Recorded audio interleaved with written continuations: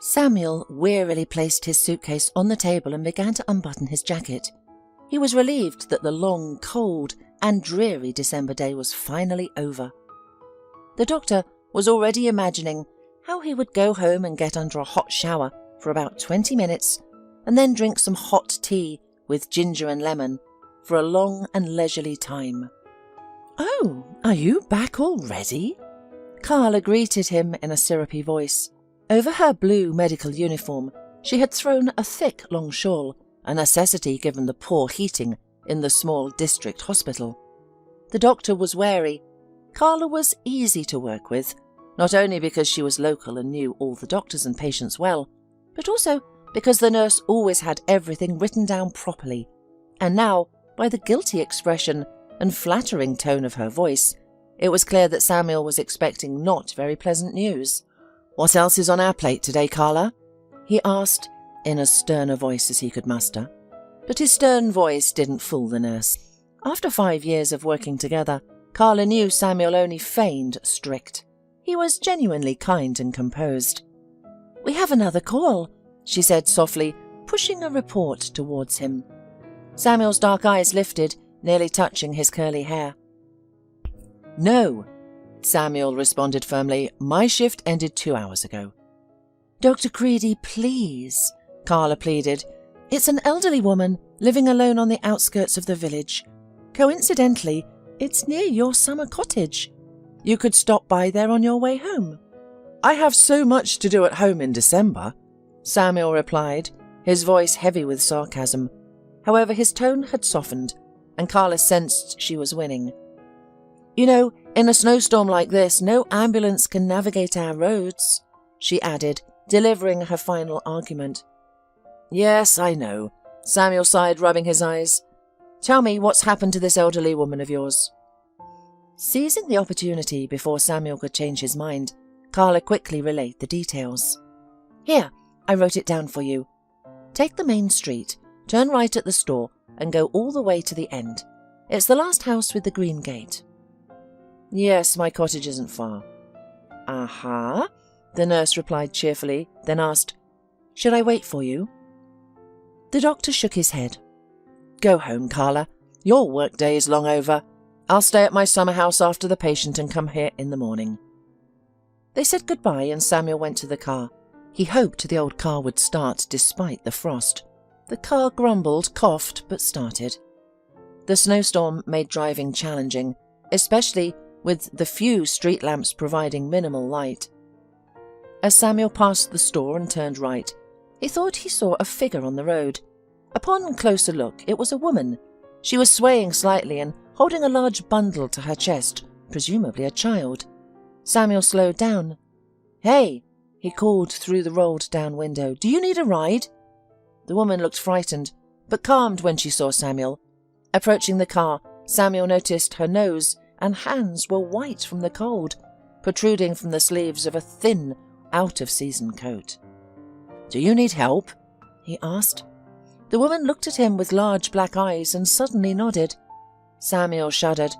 Why had he stopped in the first place? She could have been a local on her way home. Now that he knew she was in trouble, he couldn't just drive away. He fumbled in his jacket pocket, pulled out a set of keys and detached one. "Walk around this house. There's a grove behind it. It's not big. You'll pass it in about 5 minutes. After it, there's a cottage settlement. You need the second house. It's decorated with wooden carvings and with a blue roof. Don't get mixed up. Here's the key. I'll finish my job soon and join you, okay?" The woman nodded.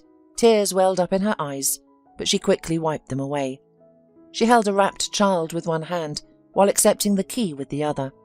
She staggered slightly, but then walked confidently in the indicated direction. "Am I a fool?" Samuel mumbled to himself. He sighed and hurried to his patient. He spent half an hour with Mrs. Wells. The elderly woman was okay. "I knew it was the blizzard, the damned," sighed the patient. "Every time the weather changes, it starts." "It happens," replied the doctor. "Have you taken your pills the last few days?" The elderly woman sighed guiltily. "I sometimes forget." "I see. I've written everything down for you. I've left a big note on the refrigerator. You can't miss it." "Thank you, Dr. Macready," the elderly lady thanked him. "May God bless you with good health, a good wife, and many children." The doctor wrinkled his nose, but didn't comment on the wish. "Your blood pressure is normal now, and your pulse is good, but if anything happens, call me." "Thank you," Mrs. Wells said to the doctor.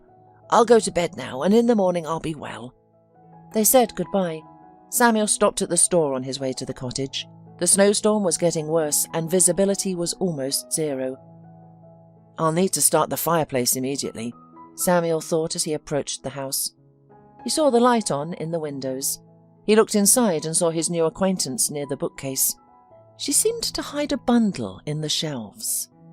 Interesting, the man thought, and headed to the door, stomping loudly and slowly opening it. The first thing he felt in the house was warmth. His new acquaintance had managed to light the fireplace. She had also put on the kettle.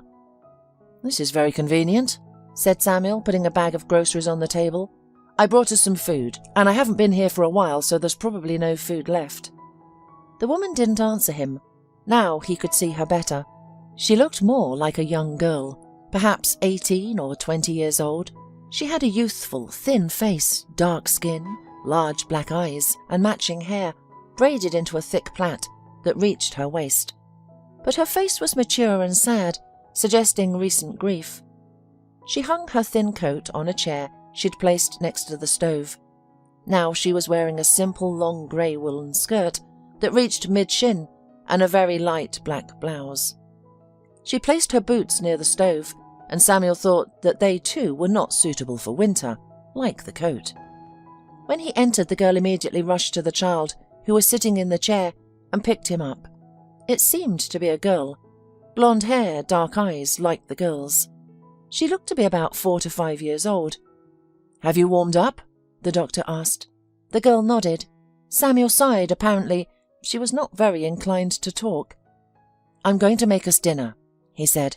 "I think it will take an hour. You can rest for now. Come with me, I will show you where." He led them to the far part of the house, where behind a thin partition stood a large bed. "You can lie down here for now," Samuel added, pulling out a thick down blanket. "The house hasn't warmed up completely yet, so you'll need the blanket." The girl carefully laid the little girl on the bed, took the blanket from the doctor's hands, lay down next to the child, covered them both, and looked at Samuel gratefully. "I'll call you when everything is ready," he said, and left, quietly closing the door.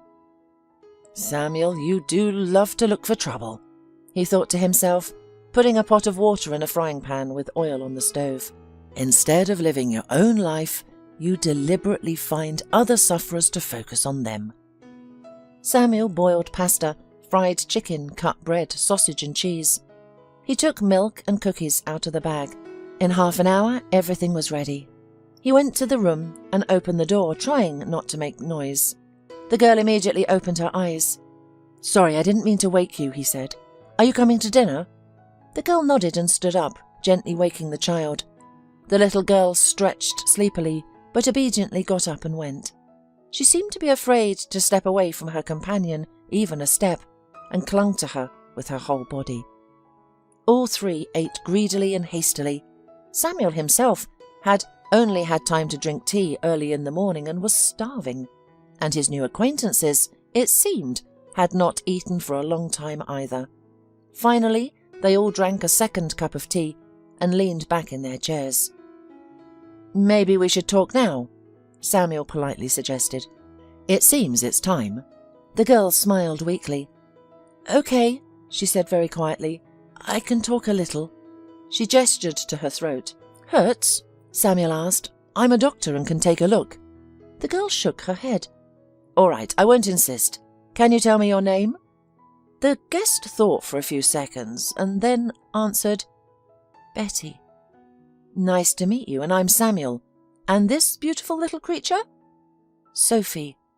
The little girl, hearing her name, suddenly clung to Betty and looked at her questioningly. She soothingly stroked her blonde curly hair. "Okay," said the man. "I understand that we won't talk today. Shall we go to bed?"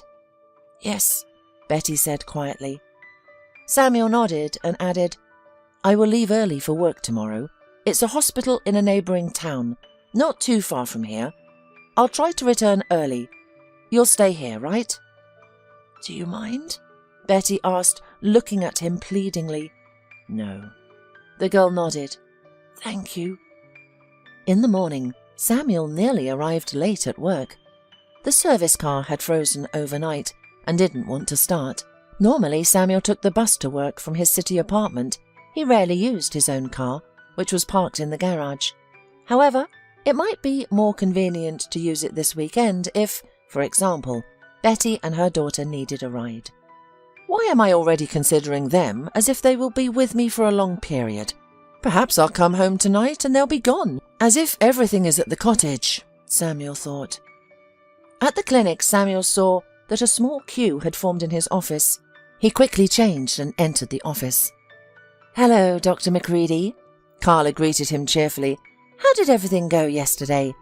"Fine, I left Mrs. Wells with a blood pressure of 120/80. "That's great. Can I invite the first patient?" "Yes, I'm ready." The blizzard was still raging. It was snowing so heavily that nothing could be seen out the window except for streams of snow. The frost was also increasing, so there were few patients. 4 people with minor frostbite, another who slipped on a frozen puddle and sprained his ankle, and a person with bronchitis. "Is that all?" Dr. McCready asked Carla. "Is that not enough for you?" the girl asked in surprise. "No, God forbid," the man exclaimed. "I'm just surprised." "Well, who wants to walk in such a storm? In normal weather, it's like entertainment to visit the clinic, sit in line, chat with friends, discuss their ailments and get a prescription. Today, only those who truly need it are coming." "Oh, Carla," the doctor sighed. "I've been working with you for so many years. I never cease to be amazed by your wisdom." The nurse smiled. Indeed, Samuel had been working here for about 7 years. A failure in family life brought him to this hospital in a backwater town. It all started in his first year of medical school, where he met his future wife.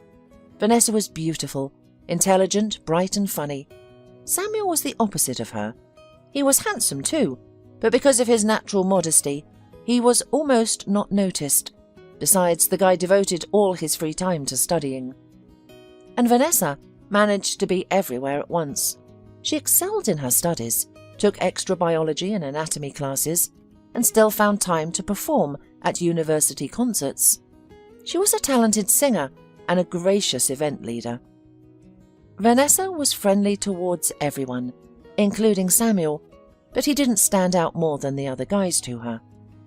In their 3rd year, Samuel and Vanessa finally became friends. They were assigned to the same department for their summer internship, and eventually Vanessa noticed Samuel. On the last day of their internship, she proposed, "Let's go out." "Are you serious?" Samuel asked. "Do you not like me?" The young man blushed. "I've liked you for a long time," he confessed. Her face was radiant. Then it settled. 3 months later, they moved in together. It was the best time in Samuel's life. He and Vanessa were inseparable, at the university and at home. They studied together for tests, colloquiums, and exams. One day, Vanessa asked, "Where do you want to go for your internship?" "I'm not sure, probably therapy. How about you?" "I'm torn between endocrinology and neurology. I want to become the best specialist in my field. I dream of working in a private clinic, giving personal consultations and delivering lectures. What about you?" "Actually, I want to be a general practitioner." Vanessa smiled. "I've always seen you as an altruist. Just remember, real work isn't as sweet and colourful as it seems." After graduation, they got married and both entered internship programs. After much consideration, Vanessa chose endocrinology, while Samuel pursued general therapy, and he started working in a public clinic. Life seemed ideal for the young doctor. He loved his work and his wife. At work, he was respected and offered to stay with them after internship, and in a few years to get the position of head of the department. Samuel was ready to accept, but Vanessa opposed this decision. It's just an ordinary public clinic, she objected. So what? I can advance quickly in my career there. Samuel. Vanessa approached him gently, wrapping her arms around his neck. This isn't what we dreamed of. You're so smart and talented. You shouldn't spend your life in a shabby hospital. Is that what you've spent all these years studying for? Vanessa, we both want to help people. What does it matter where we do it? There's a big difference, Samuel. We can get a job at the Central Hospital with our characteristics and experience. Understand? It's important to me. They talked about this for a long time, and in the end, Samuel gave in to his wife. Working in the city's largest clinic was good, but a bit boring. There were many doctors there, and the young doctor was not given complex patients. Samuel felt that he was not developing there, but Vanessa was in her element there, and quickly and easily made friends with half the hospital. Samuel saw that Vanessa was like a fish in water, and he was ready to endure for her sake. So they worked for a while, until the day when Samuel accidentally went out to drink coffee. That day he had a lot of work, and also duty. With the number of patients and paperwork that needed to be completed, his head was spinning. He leaned back on the chair and rubbed his nose. Are you on duty today? Paul, his senior colleague, asked him sympathetically. Yeah, answered Samuel. An hour until the shift. There's no point in going home, so I'll sit here and fill out medical records. Listen to a more experienced doctor, Samuel. Paul, who was only 33, said with a smile. Go for a walk, breathe some fresh air, have a coffee, eat properly. Dedicate this hour to yourself, and the medical papers won't go anywhere in that hour. Samuel smiled but decided to follow his colleague's advice. He changed and left the hospital in a good mood.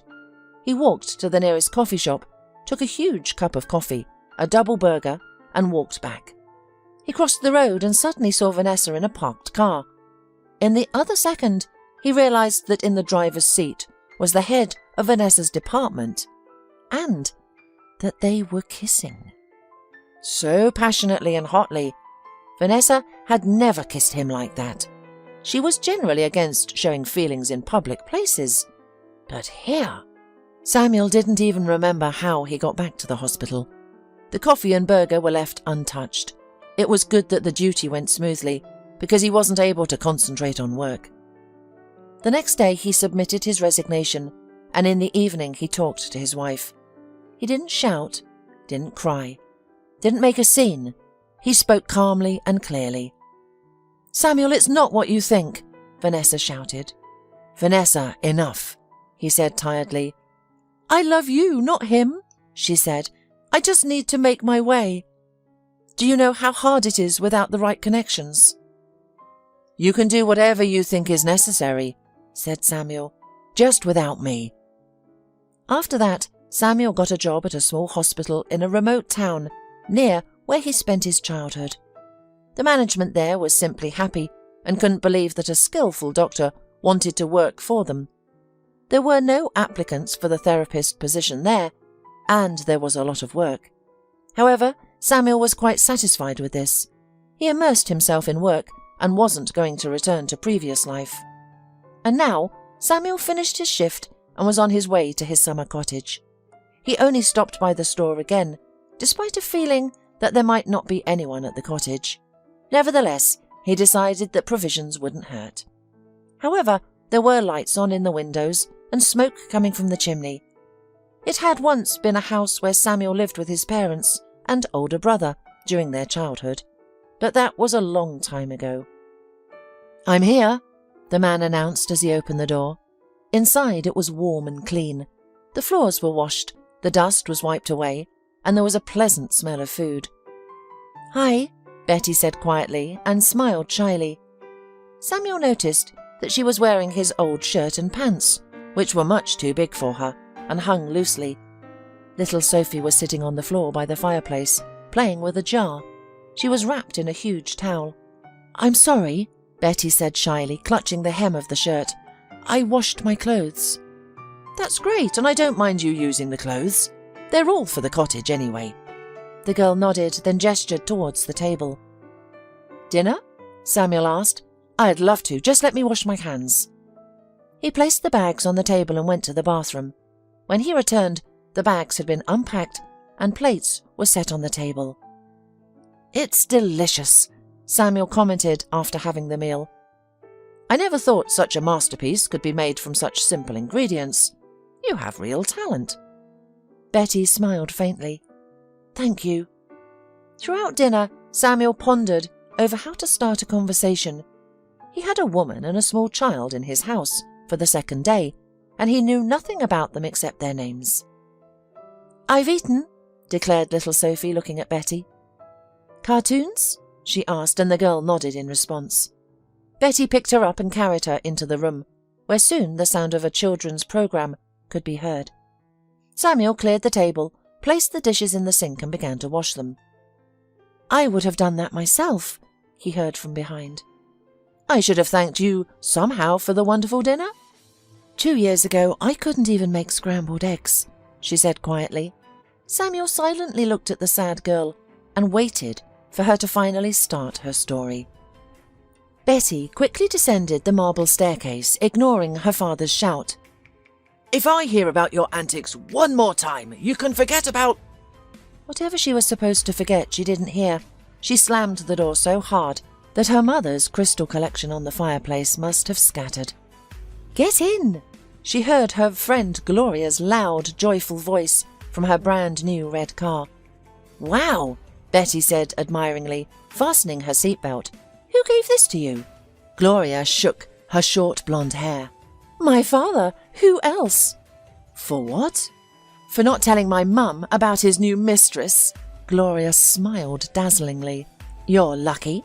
I've been trying to convince my mum to get a new car for 2 months now, but she thinks that my Mercedes is fine because they bought it less than a year ago. Well, it seems like I won't be seeing a new car for a long time after yesterday," Betty sighed.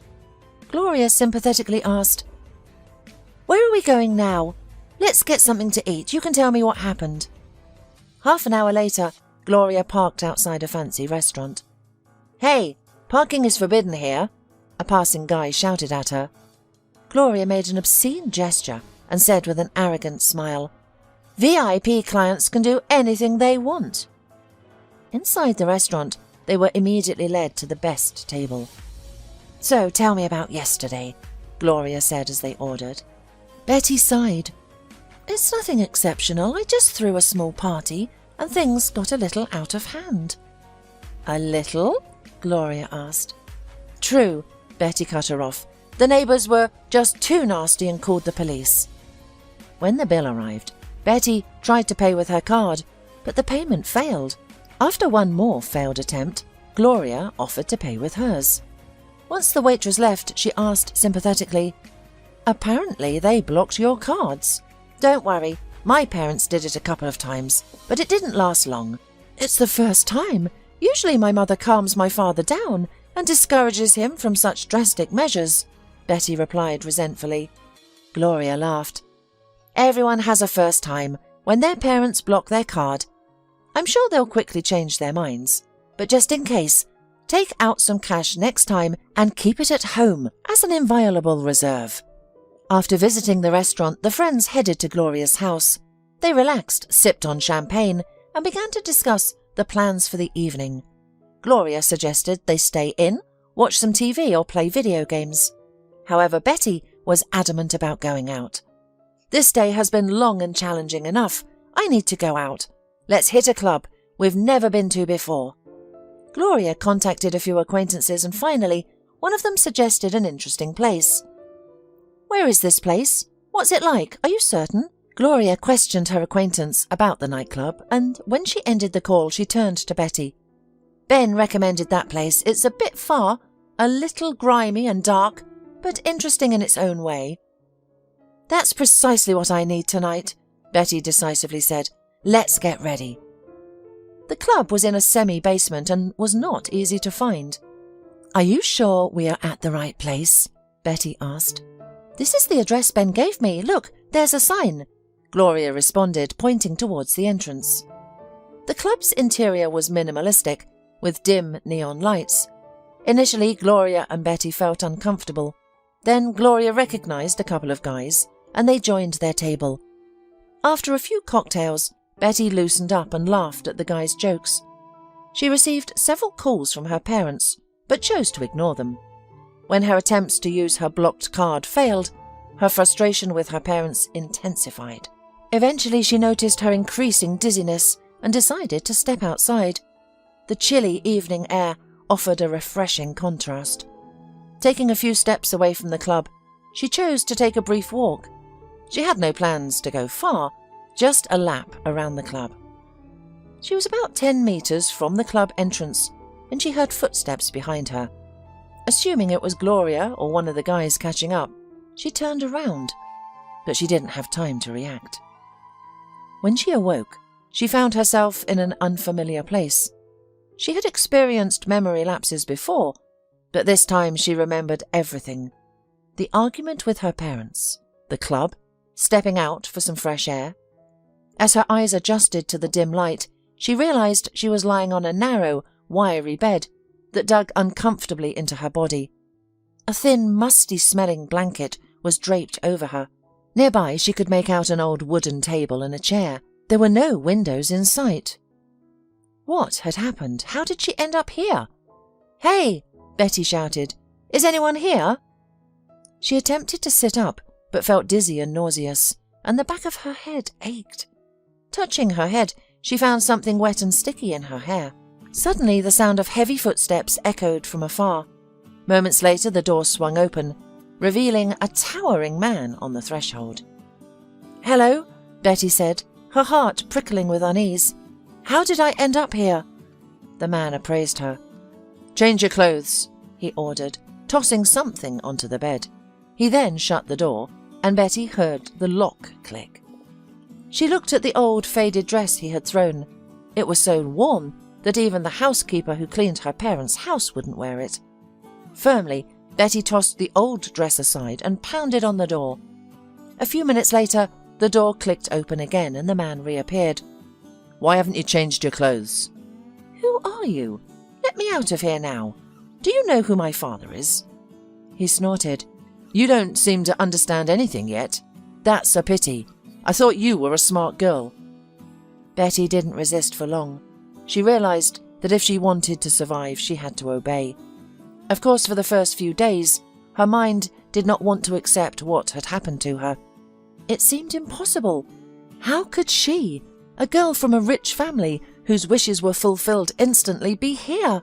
She couldn't understand how no one had noticed her absence, or why no rescue had come. When the initial shock passed, Betty realized the gravity of the danger she was in. She tried to find out what her kidnapper wanted. Money? If so, her parents would pay any amount. She screamed about it, pounding on the door, but the man didn't care. Betty realized it wasn't money he wanted. After that, she was even more scared. However, he didn't do anything to her at first. The man seemed to enjoy her fear, and the only thing he wanted was for her to obey. And she did. Only after the man realized that the girl was broken did he let her out of the room where he was detaining her. That's when Betty began to realize where she was. She was in a large, old wooden house. The windows were boarded up, allowing little sunlight in, and the lights were always on.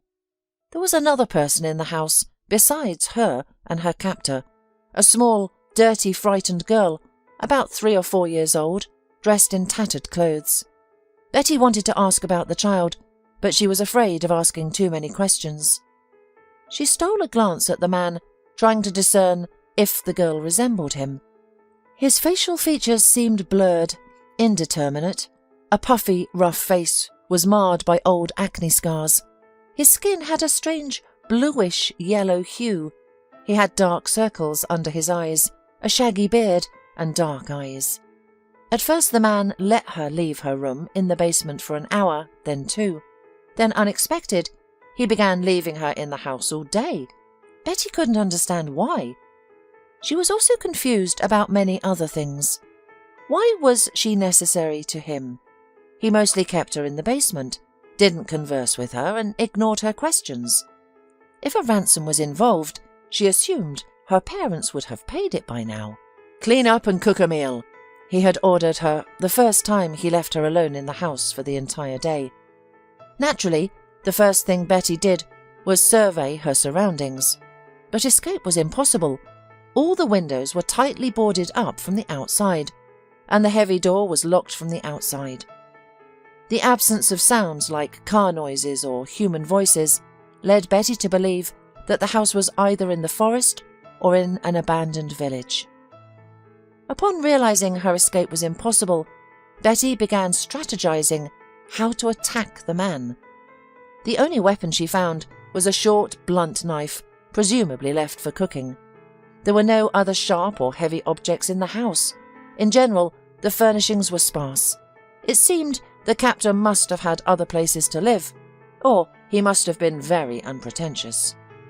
There was a kitchen with an old stove and an ancient rattling refrigerator, and a room where the man must have slept. There was only a low wooden bed there. "And where do you sleep?" Betty asked the girl, who had been trailing her like a shadow. Although annoyed, Betty felt slightly at ease having someone else around. The girl looked scared but said nothing. "Cool," Betty concluded. "You're also mentally impaired." Finding no useful tools for escape, Betty returned to the kitchen. Was she expected to cook and clean? Betty had never done such tasks. The thought of what could happen if she didn't comply made her shudder. But how could she manage these chores without any experience? Betty tried to recall what the housekeeper did. However, there was no dishwasher, no vacuum cleaner, not even a washing machine. Good thing there was a bathtub, a sink and a toilet. After a brief search, Betty found a broom, a bucket and a rag. She swept up the dust and mopped the floors. All the while the little girl watched her, gradually inching closer. "Can you talk?" Betty asked the girl, but the child only recoiled, as if she expected to be hit. Betty sighed. "Okay, we'll figure it out. What does he usually feed you?" The girl darted towards the kitchen and something creaked. Following her, Betty saw the little girl pulling a sack of potatoes from a lower cupboard. "Careful there," cautioned Betty. "You might hurt yourself." The child jumped back in fear, causing Betty to instantly regret her harsh tone. "What am I to do with her?" Betty wondered aloud. The girl, seemingly undeterred, retrieved a large saucepan. Apparently it must be boiled, Betty understood. She cut her fingers twice as she peeled the potatoes, slowly, clumsily and awkwardly. Then Betty set the pot on the stove, and the girl handed her a jar. "Oh, salt," Betty noted. "Do I add it now?" The girl nodded. "Well, I suppose I'll have to trust you." Betty smiled sadly, gazing at the silent, pensive Samuel. It felt like a lifetime ago. Over time, she had learned to cook decent meals from a limited array of ingredients, and clean with just a rag and water, so that not a speck of dust remained. All through experience and hardship. The behaviour of her captor was unpredictable. Betty could not discern any pattern to his arrivals and departures. Sometimes he disappeared for half an hour, other times for 2 or 3 days. On his good days, he acted as if Betty and Sophie didn't exist. Betty only learned the girl's name a month ago, when the captor called her for some reason. When he was in a good mood, he would eat, instruct Betty to return to the basement, lock her there, and then go to sleep himself. Once, gathering her courage, Betty asked, "May Sophie come with me?" He simply shrugged, and from then on, Betty and the little girl spent time together in the basement. Initially, Betty hesitated to form a bond with the child, as she hadn't abandoned her hope of escaping, and didn't want to involve a small child in her plan. However, they became very close over time, and Betty conceded one day, "If I escape, I'll take you with me." Several months had passed by then, and Betty's confident when had morphed into an almost hopeless if. She had considered hundreds of escape plans, but hadn't found a feasible one yet. At times, Betty succumbed to despair, envisioning a lifetime spent in the dark old house with boarded-up windows. Sophie was the only thing that saved her. She constantly tried to think of entertaining things for Sophie. She recalled all the fairy tales she had heard from her nanny during her childhood and retold them all.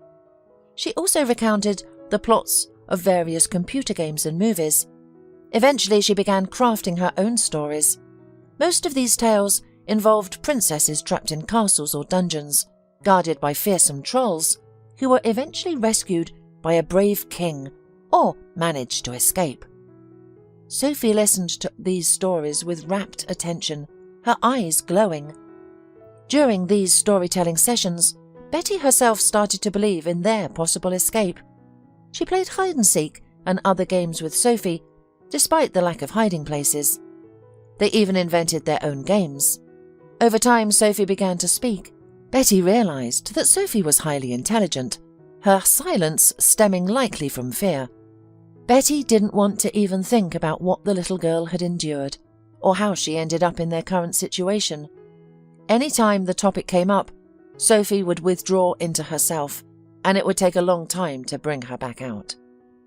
There were also days when the man was in a bad mood, and it manifested in different ways.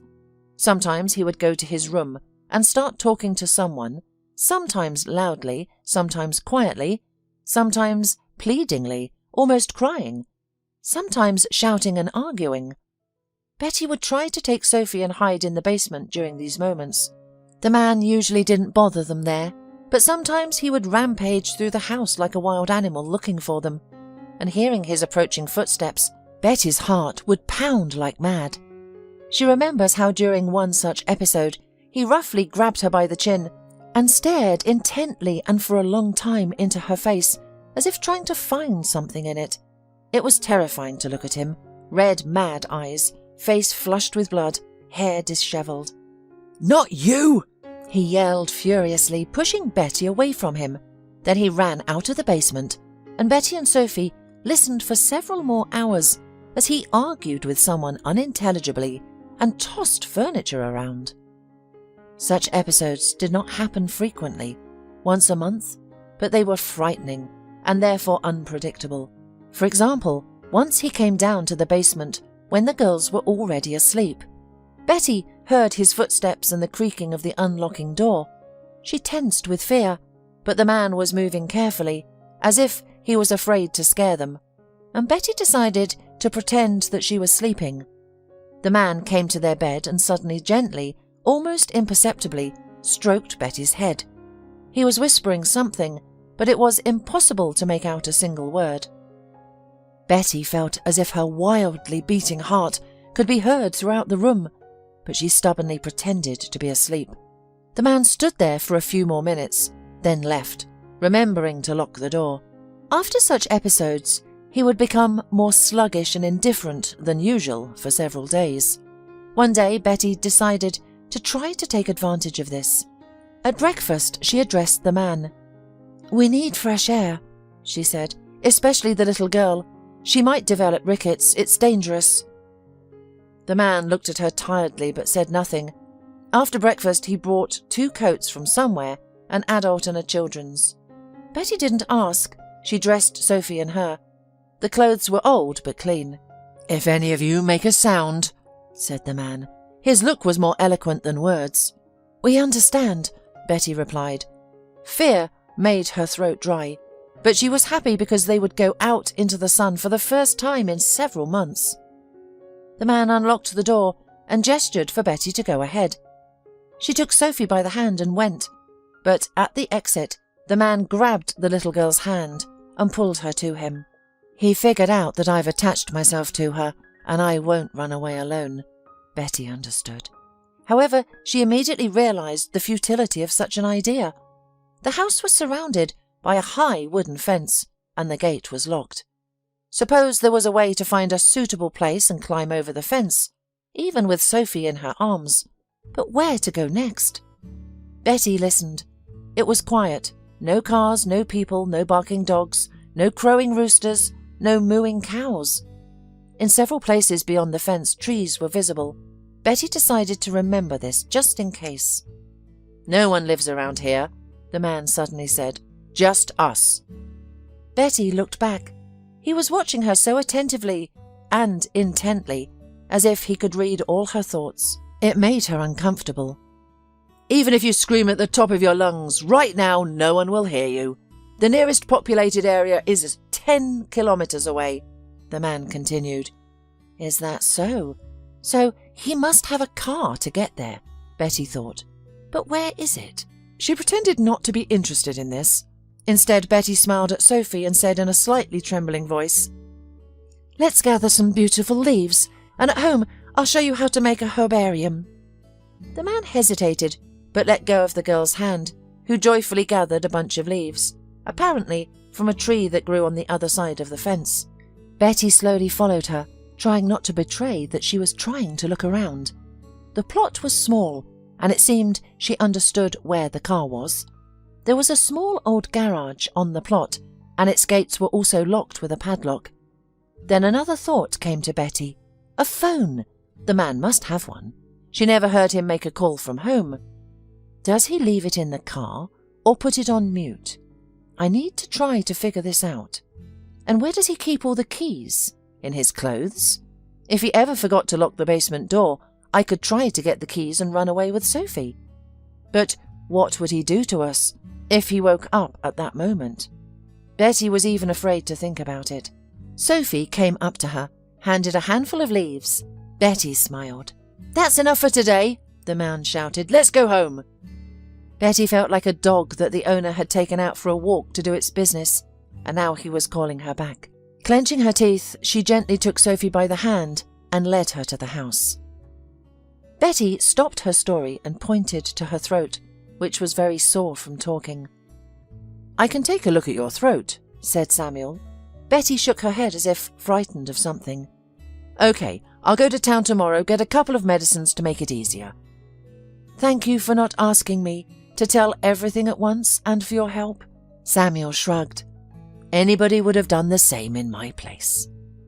"Not everyone," Betty said quietly. The Saturday morning bus to the town was almost empty. Except for the doctor, there were a couple of elderly women in it. All the way, Samuel tried to figure out what was happening to him, why he suddenly became a caring nanny for two unknown girls. In the city, the first thing he did was visit his apartment. Of course, everything was covered in dust, flowers wilted, milk in the refrigerator had soured. Samuel packed some of his own things because he decided to live at the cottage for some time. After home, Samuel went to the supermarket, and having bought several bags of things there, he finally went to the cottage. It was nice to see the familiar smoke from the chimney. When Samuel entered the house, little Sophie jumped to him and hugged his legs. "Hello," Samuel said affectionately. "Did you miss me?" The little girl raised her head, looked at him with big serious eyes and nodded. "She was afraid you wouldn't come," said Betty. She stood by the stove and stirred something in a pot. "Sorry for being late," said Samuel. "Had many errands." He put the bags on the table and started unpacking them. "This is for you." He handed one of the bags to Betty. "You can check it in the room with Sophie." Betty looked inside and raised her eyebrows in surprise. "Clothes?" "Yes, I hope I guessed the sizes. Also, there are throat lozenges." Betty took Sophie and led her into the room. When Samuel put all the groceries away, they returned in new outfits. "Thank you," said Betty. "Thank you," Sophie beamed, came up to him and hugged him again. The girls didn't say anything else, so Samuel nodded and asked, "Let's have dinner then." After dinner, Betty washed the dishes, and Samuel stole glances at her, wondering in astonishment. Could her story really be true? She is so skillful and easygoing as she cleans the table and washes dishes, and she doesn't look unhappy or upset. There is nothing about her as a spoiled rich girl. The medicine that Samuel brought helped. Betty was already finding it easier to speak. After a few days, she could talk for longer. Their life somehow quietly settled down. Perhaps it was her psyche that worked this way, not letting too strong emotions out. But Betty seemed to calmly blend into this new life. In the morning she got up early, out of habit, formed over a year, prepared breakfast, even though Samuel told her every day that it was not necessary, that he could take care of himself. But Betty couldn't stop doing it. Maybe it had really become some kind of reflex for her. Breakfast meant safety, absence of punishment, or maybe she just wanted to thank the person who saved them. Then the doctor left for work. Betty cleaned up the table and sat down to read a book. After a couple of hours, Sophie woke up. Betty washed her, fed her, and then they did something together. They read books, watched cartoons, prepared lunch, cleaned the house. In the evening, Samuel returned. Almost every day, he brought them something: food, toys, books. "Don't spend too much," Betty once asked him. "We have everything we need." "Don't worry, I have money. I don't have anyone else to spend it on, and Sophie is happy." That was the truth. The little girl looked at the candy, yogurt, ordinary doll with amazement and delight. Betty understood how all this was wonderful for Sophie. The girl probably saw only pancakes and some kind of cookie in her life. That's all that Betty could come up with, from milk, flour, eggs and sugar. Now Betty herself was happy, looking at ordinary products: sausage, cheese, cereals, apples. And she was surprised, realizing that just over a year ago, she wouldn't have even looked at any of these products. How everything has changed. Then one evening, Betty continued her story. The months passed, and Betty had less and less hope of escaping. Periodically, she would fall into a strange state of desperation and not notice what was happening around her. And only the little girl made her come to her senses. Betty was distracted while playing with her or telling her something, but then fell back into indifference. Why should I live? Why is to fight if there is no hope of escape? And what if no one has been looking for me for a long time? What if my parents decided that it's just another of my antics and I ran away of my own free will? The only entertainment for Betty and Sophie were walks in the fresh air, but the man took them out not every day and at different times. Sometimes he wouldn't let them out of the house for weeks, and sometimes they went out every morning for a whole week, but only for 15 minutes at most. Once, Betty sat and thought about how much their lifestyle was affecting their health. Their diet mainly consisted of potatoes, pasta, cereals from various grains, bread, cabbage. For meat, they had cheap sausages, sometimes cutlets and chicken. Betty saw that her skin had become dry. Her hair was constantly falling out. She looked at her nails and smiled, thinking about what her mother or Gloria would say if they saw her in such a state. But you can't make a beauty out of a piece of soap. But most of all, Betty felt sorry for Sophie. She's just a child.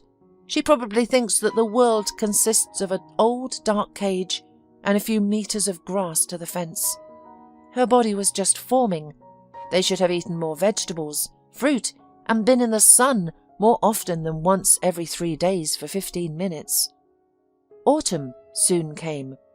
It was cold to sleep in the basement, and Betty asked the man for another blanket, but apparently he was not in the right mood and ignored the request. Therefore, every night the girls slept close together to keep warm, and sometimes Betty told Sophie stories. "Far, far from here," Betty began, "there is a magical country. The king of this country had 2 daughters. They were called Princess Rose and Princess Lily." "Were they beautiful?" Sophie interrupted. "Very," said Betty, stroking the girl's head. The sisters loved each other very much and were pleased in the palace. They walked in the beautiful garden, ate sweet, tasty fruits, swung on swings and rode unicorns. But one day a wicked giant saw the girls. He waited until the king and the royal guards were distracted and stole the girls. And he took them to his cave. There he hid the sisters. "Why did he do this?" Sophie suddenly asked.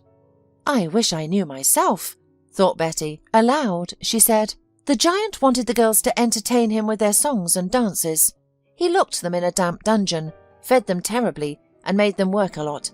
The giant thought that the princesses would soon forget who they really were and stay with him forever. But the girls remembered their father, the castle, the magic garden, and really wanted to return home. One day, When the giant was asleep, they sneaked up to him and stole the keys. At that moment, Sophie gave a joyful gasp, and Betty's heart clenched. She had told plenty of versions of this fairy tale, but Sophie was delighted every time, as if it were the first. The girls opened the doors and ran out of the cave, Betty continued. The giant woke up, noticed that the captives were gone, and started the chase. He chased the princesses for 3 days and nights. The girls ran across the field, climbed over the mountain, and the giant followed. They went through the dark, gloomy forest, but he did not lag. And when the girls were already exhausted, the royal palace appeared in front of them. The guard saw them, rushed up, and dealt with the giant. Betty looked at Sophie and saw that she was already asleep. She held Sophie tighter and was about to fall asleep herself when her gaze stopped on the radiator. It was rusty and old and hardly heated, but Betty had an idea of how it could be useful to them. A whole month had passed since Betty told Sophie the fairy tale about the sisters, princesses and the giant. It was already freezing outside. They now only went out for a couple of minutes. The man did not provide winter clothes, and it was freezing in the autumn ones. He did eventually give them a second blanket. It got a bit better. But the best thing was that Betty finally had a plan of escape. She had been sitting here for over a year, and all this time she could not think of anything. And here, just one thought popped into her head, and from it, ideas started lining up, one after the other, like a chain. The main thing was that their overseer did not suspect anything ahead of time. So Betty behaved just perfectly. She cleaned meticulously, cooked the best she could think of from the products they had. The bad thing was that now the man did not leave them as often and for a long time as in the summer. But the good thing was that his departures became regular. He was home for 2 days, then he left, returning only in the afternoon or the following day. Probably got a new job, Betty thought. He is unlikely to work somewhere permanently and in a good position, most likely a security guard of some warehouse. Now everything could be planned properly. Betty used every absence of the man to work out her plan. Finally the day came. The man came back tired. The bags under his eyes were even bigger than usual, and his face was pale yellow. "Give me the food," said the man angrily. Betty tried to serve the table as slowly as possible. He even yelled at her a couple of times. Betty flinched but said nothing. When she noticed how Sophie was shaking, she sat next to her and reassuringly squeezed her hand under the table. The little girl calmed down. They also ate slowly. The man had already finished, and Betty had barely managed half a portion. He sighed, but apparently he had no more energy to yell. After Betty washed the dishes, the man got up from the table. The girls obediently headed towards the basement. They went inside. He was about to close the door when suddenly Betty shouted, "Oh, there's water in here!" "What water?" the man said angrily and went inside. The girl was right. The entire floor was covered in water. The bed was flooded. Even the 2 lower steps were submerged. The kidnapper cursed and ran for tools. It took him some more time to shut off the water. Then he found boots, went down and checked the radiator. How did it manage to burst? What an old rusty piece of junk. He turned to Betty. "Bring a bucket, we need to scoop out the water." Betty obediently went and began to carry water. It was clear that there was a lot of work here until morning. "Okay, you'll finish it tomorrow during the day," said the man after half an hour. "Maybe it will drain itself overnight. You can sleep in the house tonight." Betty nodded without raising her eyes, so that the man would not understand that she had been aiming for this. It was difficult to break the radiator. Fortunately, it was indeed old and rusted, and after a long search, Betty found a weak spot. The blanket and pillow had not had time to get wet. Betty took them and laid them on a small mattress, which Sophie had been sleeping on before. There was little space, the mattress was thin, but comfort was of little concern to Betty today. She turned around, hugged Sophie to herself. "Sleep," said Betty. The girl buried her face in her side and obediently closed her eyes. Betty was sure that the man would be checking if they were asleep. So it happened. After half an hour, he looked into the room. Betty breathed calmly and evenly, like Sophie, although she was sure that the little one was also not sleeping. The man went back to his room. For some more time it was audible, as he was muttering something, walking from corner to corner. Then the squeak of the bed was heard and everything fell silent. Just to be certain, Betty waited another hour. Carefully got up. Sophie immediately opened her eyes and looked at her. Betty put her finger to her lips. The girl nodded. "What a smart girl you are," thought Betty. She carefully left the room. Good that a light bulb was on in the corridor, very dim but enough for her. First of all, Betty took their clothes with Sophie. If something doesn't go according to plan and they have to run away without warm clothes, it will have sorrowful consequences for them in December. Betty dressed first, then took care of Sophie. The girl was silent. "Aren't you afraid?" Betty quietly asked her. "I'm not afraid of anything with you," answered the girl. Betty nodded, feeling how tears almost welled up in her eyes. "I have to make it. I simply cannot let Sophie down." She left the girl at the front door and quietly slipped into the man's room. The light from the hallway bulb barely penetrated here. Betty was navigating more from her memory. She had found out that he kept the keys in his jacket pocket. The jacket was hung on a nail above his bed. Betty froze and listened. The man's breathing was quiet and steady. She carefully leaned over him and reached out to the jacket. She covered the pockets with her palms and began to feel through it. There was something heavy in the right pocket. Slowly, trying to keep the keys from jingling, Betty pulled out the heavy keychain. She left the room. Sophie was still standing near the door. Betty began to examine the keychain. In the dim light of the bulb, she remembered that the key the man used to lock the door was yellow. There was only one like it. The door opened almost noiselessly. Betty let Sophie out, then slipped out herself and closed the door. It was probably not that late, but they always went to bed early, especially in winter. The moon was already shining through the clouds. Well, that's a good sign, thought Betty. She ran to the gate. It took longer to find the right key here. Betty swung the gates open and rushed to the garage.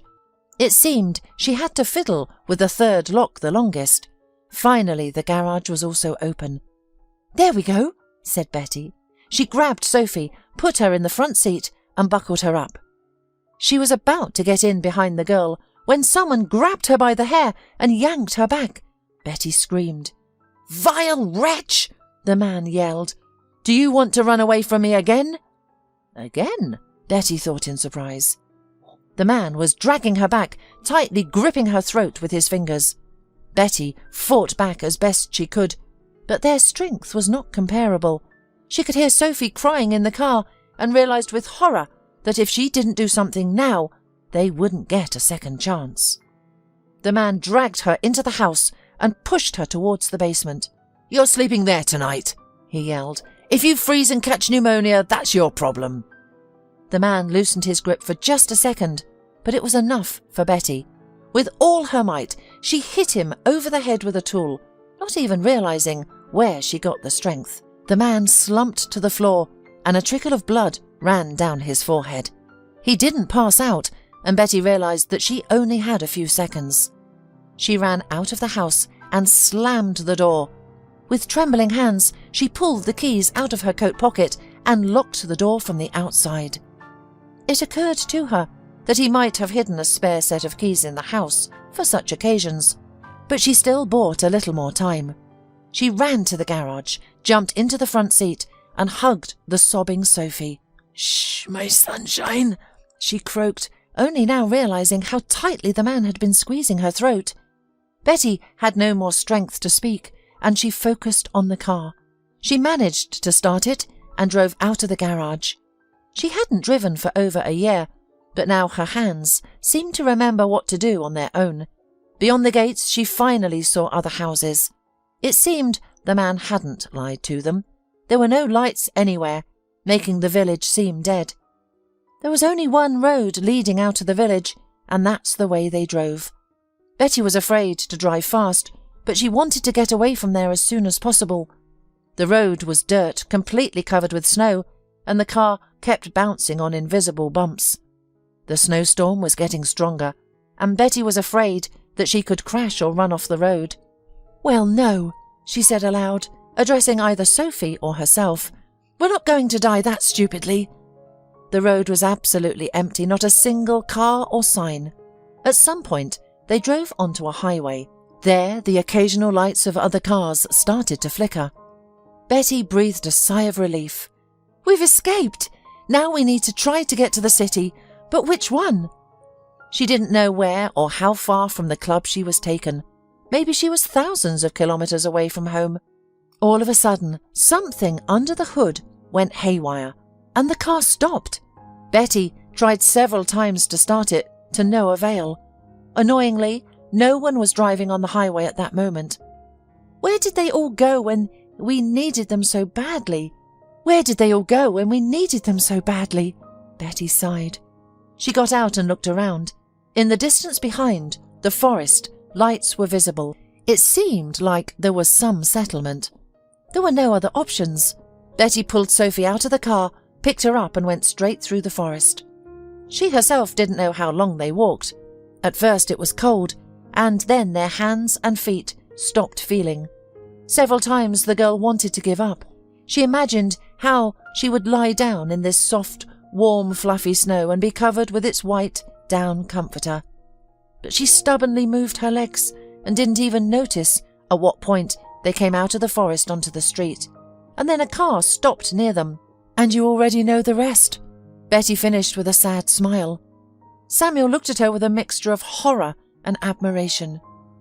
"Poor girls," he finally said.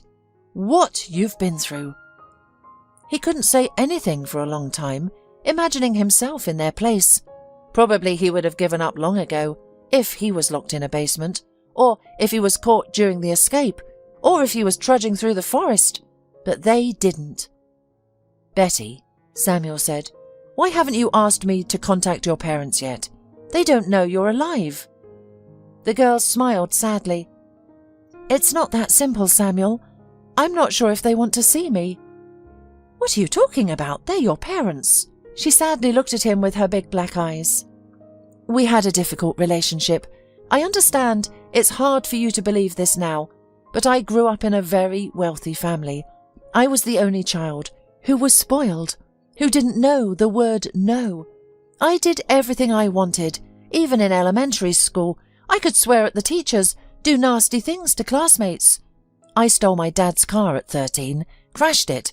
He paid a large sum to hush up the case. At 14, I started drinking and smoking. At 15, going to clubs and dating boys.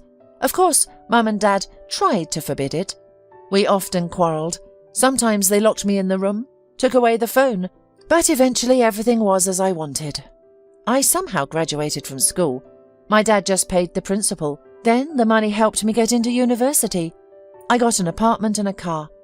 Do you think I became more mature? Smarter? No, everything only got worse. I went to study when there was nothing else to do.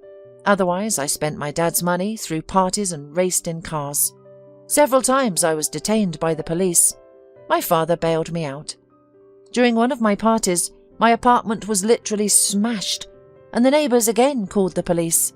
Here, the patience of my parents ended. We had a serious quarrel. My father said that he would leave me without money, because only then would I have a chance to grow up and become a person. I replied something about that I did not ask them to give birth to me, and since they did, let them now reconcile with what they raised. My father said in response that he and Mum thought long ago about terminating the pregnancy, and it seems made the wrong decision. Then I shouted that I hoped for his death in a car accident as soon as possible, because I would like to be a rich heiress. After these words, my father shouted that I was no longer the daughter to him. Betty fell silent, snuffled. Samuel handed her a pack of tissues. She nodded gratefully, wiped her eyes, blew her nose, and continued. Yes, the last thing I said to my parents was that I wished them death, and I really deserved that they didn't consider me as their daughter. So I don't know if I'm ready to contact them. Betty hesitated, then added, I'm sure you know my parents, at least my father for sure. She walked to the bookcase and reached inside. Samuel suddenly remembered how on the first day he saw through the window that Betty was hiding something there. The girl handed him some old newspaper. I found it when I was looking for something to heat the stove, she explained. The first page had an article about the disappearance of the daughter of a famous businessman. Seeing the last name, Samuel whistled. So that's who your father is? Betty bitterly smiled. Yeah, I don't really look like the daughter of such a person right now. Samuel sighed. I also had not simple relationships with my father.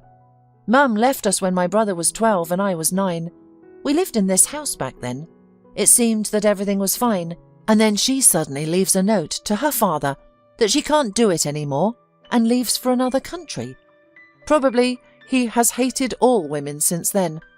He didn't abandon us, raised us, but for some reason always loved only the older brother.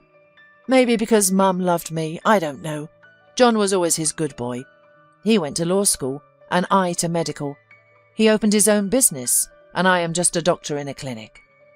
Furthermore, he has 2 children, and I divorced. I tried so many years to live up to his expectations.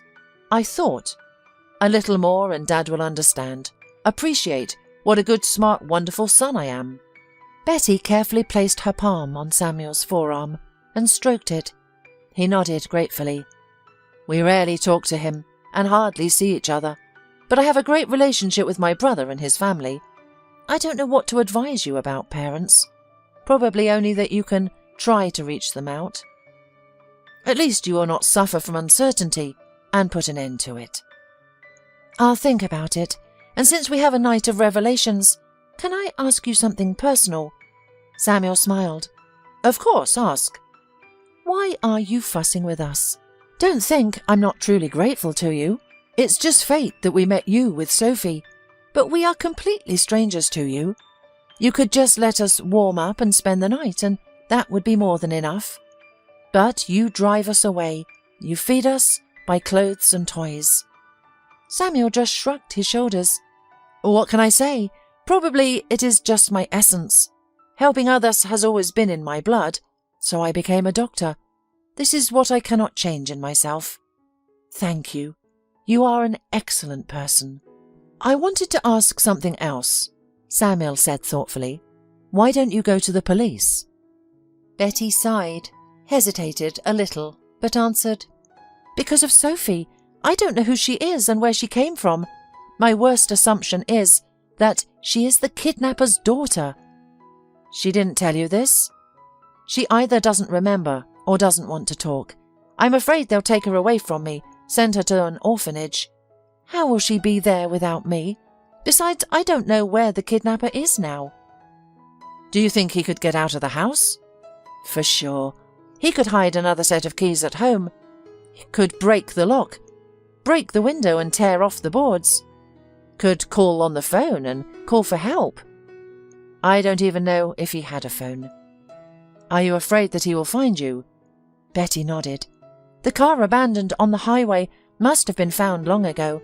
Then he knows where it was left and can guess where to look for us. Maybe someone picked you up on the road and took you to the city, or you've already gone to the police. How can he know for sure? There are many options. I'm sure he won't poke around here. In any case, you can live with me for as long as you want. And I, if you don't mind, will consult my brother. He is a lawyer. The girl nodded, and the next day Samuel visited his brother. John, I need your help. Tell me, what happened to you? That's the point, it's not about me. Samuel was talking for a long time. John listened with increasing surprise, did not interrupt, only occasionally asked clarifying questions. Well, you have really heated things up, he said admiringly when Samuel finished the story. So we think he's a quiet one, sits in the remote hospital, works as a rural doctor, and he's here saving girls." Samuel sighed. "I'm not saving anyone, just trying to help, so let's get to the point." John immediately straightened up, became collected and serious. "Of course, I will bring the right people, but I think everything can be arranged. He will put Betty and the girl in some rehabilitation centre. They will not need to be separated there. Or do you want them to live with you?" "Yes." Interesting. Okay, we'll think of something. As for the kidnapper, it's a pity, of course. She didn't go to the police immediately. I think they would have caught him right away. But now it's like looking for a needle in a haystack. And I have a better idea. Let's go to your place. I'll meet your girls in person and we'll talk and decide how to proceed. Betty decided to bake a pie, found a huge jar of apricot jam in the fridge, and thought it would be good to use it. She was in a great mood. Sophie was watching some cartoon in the room. "I'm making a pie," Betty told her. "Do you want to join me?"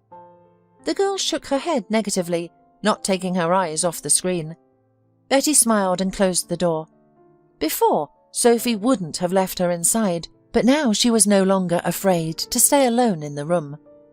Betty returned to the kitchen and began to knead the dough. She was waiting for Samuel to return and preparing to call her parents and, of course, to report to the police. Now she was ready to survive a meeting with her father and mother. Even if they said they didn't want to see her any more, let it be. But the thought of parting with Sophie, the mere thought of the girl being taken away from her, made Betty feel bad. But she understood that it was inevitable. After all, they couldn't live forever in the cottage at Samuel's expense. No matter how kind he was, there is a limit to everything. The front door behind creaked. Betty smiled and wanted to say something, but suddenly she was grabbed by the neck. "You thought I wouldn't find you?" a familiar voice said. Betty went cold. "You thought you could run away from me?" the kidnapper continued. "Didn't work then, won't work now." He dragged her to the door. Betty hardly resisted.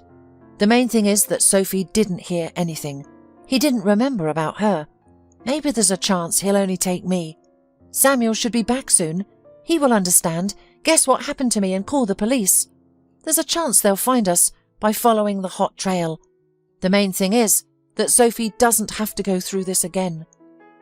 The man was dragging Betty across the yard, seemingly towards a car. He was mumbling something, but the words were indistinguishable. He tightened his grip on her throat so much that she started seeing colourful spots before her eyes. Her legs began to tangle, and she barely realised that she was being shoved into the back seat of a car. The last thing she heard was the desperate screech of brakes. When Betty came to, even before opening her eyes, she remembered what had happened.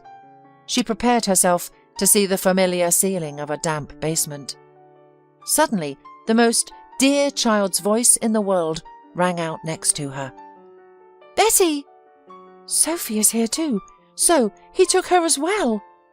Betty opened her eyes and was surprised to see that she was in the same bedroom where she had been sleeping the last few days. Beside her stood Sophie and Samuel. "Finally!" The man sighed in relief and took her wrist. He paused for a few seconds. "Pulse is normal. How do you feel?" Betty shrugged. "I'm well, just my throat hurts again."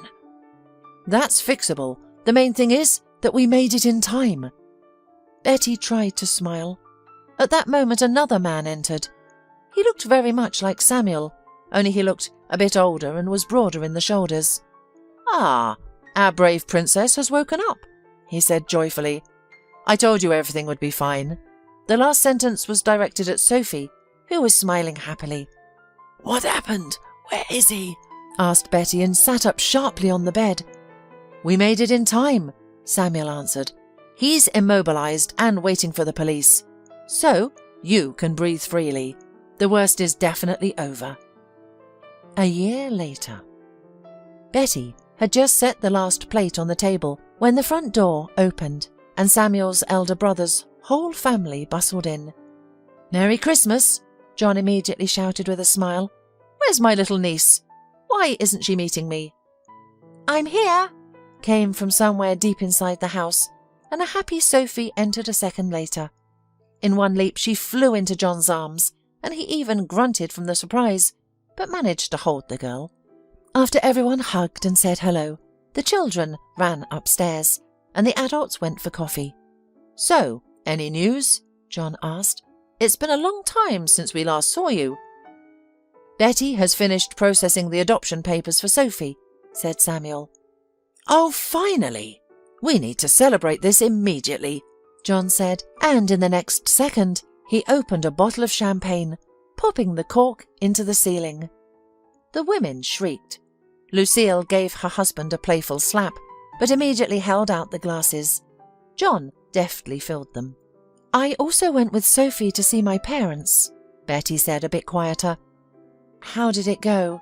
Lucille asked seriously. "Surprisingly well," Betty answered. "Sometimes it seems to me that they still haven't gotten used to the fact that I came back and changed so much. Sometimes they look at me and it's unclear if they're sure I'm their daughter." "It's very good that you made up," John said. "It's all thanks to Samuel," Betty said and looked tenderly at her fiancé. "He persuaded me." Samuel blushed slightly and shrugged. In any case, it was worth trying. Sophie should have grandparents. "And what about him?" Lucille asked. Betty smiled maliciously. "We were promised that he will never be free." "Oh, well, we definitely need to drink to that, and then to move on to some lighter topic," John said. "Well then, I want to say a toast," said Samuel and turned to Betty. "I could say that the last few years have been difficult for me, but knowing what you've been through, I can't say that. Yes, they certainly weren't happy. I felt like I was existing on autopilot, until one moment I met you and Sophie. From that very moment I came alive. I don't know whether it was fate that brought us together, or something else. All I can say is, right now, I'm happy, and I want to be with you always." Betty wiped away a tear and raised her glass. She would have liked to say something, but because of the excitement and the joy that overwhelmed her, she couldn't. "Oh, guys," John said, "even me, an old man, you brought to tears. What can I say? Merry Christmas, and happy years together."